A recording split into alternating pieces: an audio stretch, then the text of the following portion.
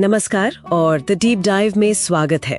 कभी महसूस किया है कि किसी के प्रति कोई नाराजगी या कोई पुरानी शिकायत मन में एक बोझ सी बन जाती है और उसे ढोते रहना कितना थका देता है ना। आज हम सदियों पुरानी एक सीख की तरफ देख रहे हैं जो शायद इसी बोझ को हल्का करने का रास्ता दिखाती है। हमारे पास स्रोत है महान कवि रहीम का एक बहुत ही मशहूर दोहा। हमारा मिशन सिर्फ इसका सीधा मतलब समझना नहीं है, बल्कि इसकी परतों को खोलना है। ये देखना है कि ये दो छोटी पंक्तियां आज भी हमारे लिए इतनी जरूरी क्यों हैं। तो चलिए इस दोहे में एक गहरी डुबकी लगाते हैं। दोहा है, रहीमन जो नर दूसरों को क्षमा करे, मन शुद्ध हो, जीवन में आनंद आए। पहली नजर में तो इसका अर्थ काफी साफ लगता है। जो इंसान दूसरों को माफ कर देता है उसका मन साफ हो जाता है और उसकी जिंदगी में खुशी आती है।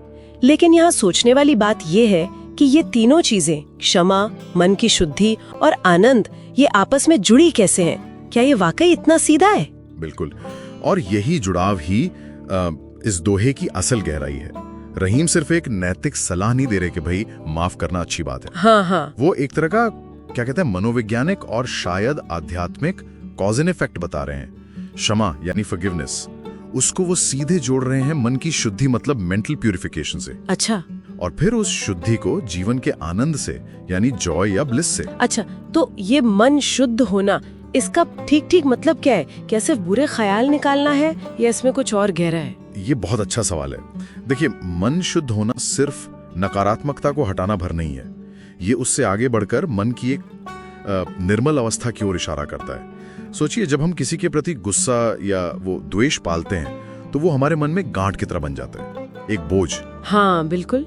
क्षमा करना उस गांठ को खोलने जैसा है, उस बोझ को उतार फेंकने जैसा। सही। इससे मन हल्का और साफ होता है। कुछ भारतीय दर्शन परंपराओं में जिसे चित्त शुद्धि कहते हैं ना, हाँ, ये कुछ वैसा ही है, चेतना का निर्मल होना। दिलचस्प। तो इसका मतलब ये हुआ कि माफ करना असल में दूसरे से ज्यादा खुद के लिए फायदेमंद है ना?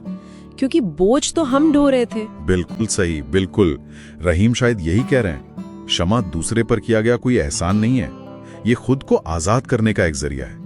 और जब मन इस तरह के बोझ से मुक्त होता है, शुद्ध होता है, तभी उसमें आनंद मतलब असली खुशी उसको अनुभव करने की जगह बनती है। आज का मनोविज्ञान भी तो यही कहता है। हाँ। कि लंबे समय तक नाराजगी पालने से स्ट्रेस हार्मोन बढ़ते हैं, जिसका असर हमारी मानसिक और शारीरिक सेहत दोनों पर पड़ता है। हाँ, ये तो है। क्षमा करने से ये तनाव कम होता है। पर एक सवाल आता है मन में, क्या असल जिंदगी में हर किसी को हर बात के लिए माफ करना प्रैक्टिकल है? कभी कभी गुस्सा जायज भी तो लगता है। कहीं रहीम निष्क्रियता की बात तो नहीं कर रहे या अन्याय सहने की? ये एक बहुत जरूरी बारीकी है और जरूरी सवाल भी। रहीम की बात को शायद हमें इस तरह देखना चाहिए कि क्षमा करने का मतलब ये नहीं कि जो गलत हुआ उसे सही मान लिया जाए, ठीक है, या अन्याय को अनदेखा कर दिया जाए। क्षमा का मतलब ये भी नहीं कि उस व्यक्ति से दोबारा वैसे ही रिश्ते बना लिए जाएं। शायद इसका असली मतलब है उस घटना से जुड़ी जो नकारात्मक भावनाएं हैं, वो कड़वाहट, उसको अपने मन से निकाल देना। अच्छा। ताकि वो हमें अंदर ही अंदर खोखला ना करे।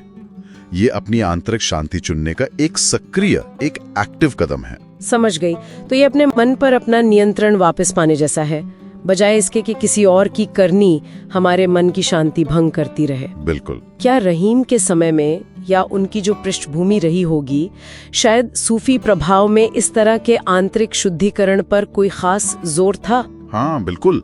रहीम का समय जो था वो भक्ति और सूफी विचारधाराओं के संगम का दौर था, और दोनों ही परंपराओं में मन या दिल, जिसे सूफी कल्ब कहते हैं, उसकी सफाई पर, आंतरिक शुद्धता पर बहुत जोर दिया गया है।